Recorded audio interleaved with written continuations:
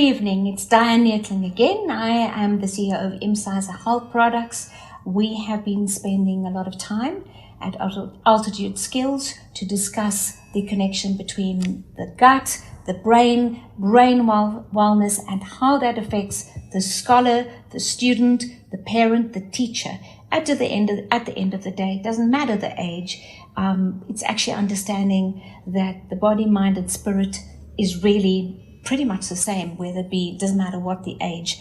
So Imsizer has been manufacturing natural health products. We've discussed brain wellness and how the thought processes influence the brain health, how the gut is crucially important along the gut-brain axis. And today we're going to be discussing how stress affects the student.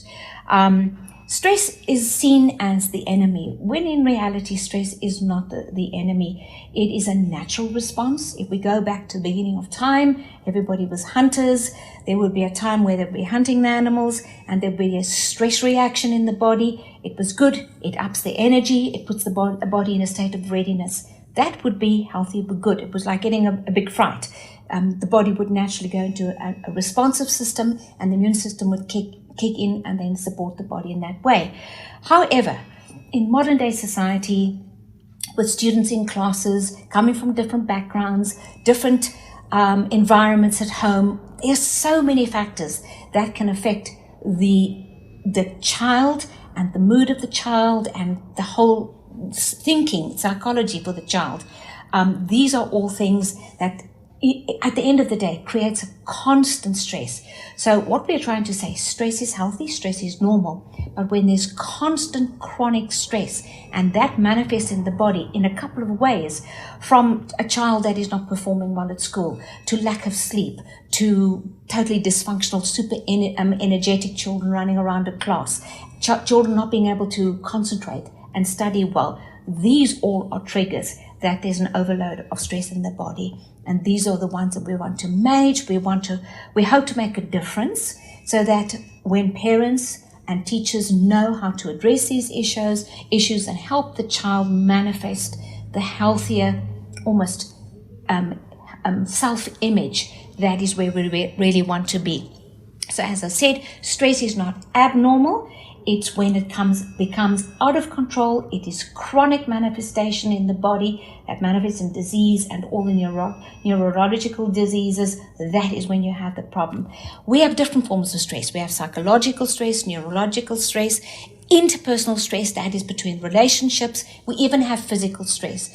I mean, some of these things that we might be doing to ourselves. Children that are pushed to the extent where they perform excessively on the sports field. All of these things and the stresses, that is really what they are the part where the parent and or the teacher can make a difference in the lives of children. When we are dealing with, we could mention the various stresses. As I said, they're quite simple to understand.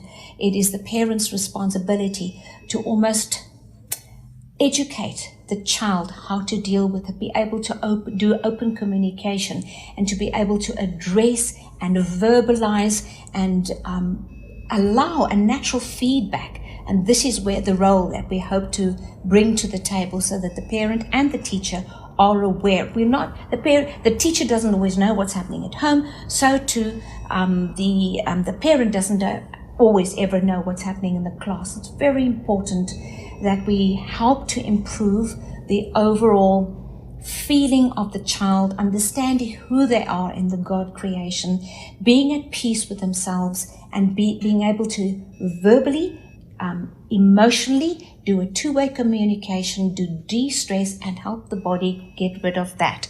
So how do we help the child to manage that? Clearly, in a teaching situation, we would want the teacher to, and they're normally very well trained in that, to ensure that the environment is not toxic, there's no fighting, there's no external noise, and bring that stress management under control. Alleviate that by alternating with different class actions that can we have so many different kids with so many different personalities, and a teacher is normally very well educated in how addressing and making the scholar environment work well for the scholar. So those are all small things. It's actually the parent's job before the child goes to school to address and make sure that the child goes to school and comes from a happy, healthy environment. And obviously, if something's happened during the day, it will be the parent's job to actually help the child breathe and go through the process of dealing with that. These are all tricks that we hope to achieve, especially when it comes to brain wellness and understanding that as important as it is to alleviate the stresses on the body, alleviate the stresses in the relationships, alleviate the psychological stresses and all the stresses that are there. I mean, just with the stress of life and finances, these things will all affect the child. But when you're supporting the child with healthy input, be it lifestyle, be it the environment, be it the foods they're eating, especially brain healthy, good nutrition, good hydration, these are all things that will help the body really understand how to deal with the stress and alleviate that excess load. And these are all very important things for the child to be taught. I think it's a learning skill that I believe that should become part of the process, so that scholars know they can have an open relationship. Things have changed in the environment, and children have been taught to open up and communicate effectively. So I think it's better these days, but then that is not talking about the external forces that are coming to play. I think the most important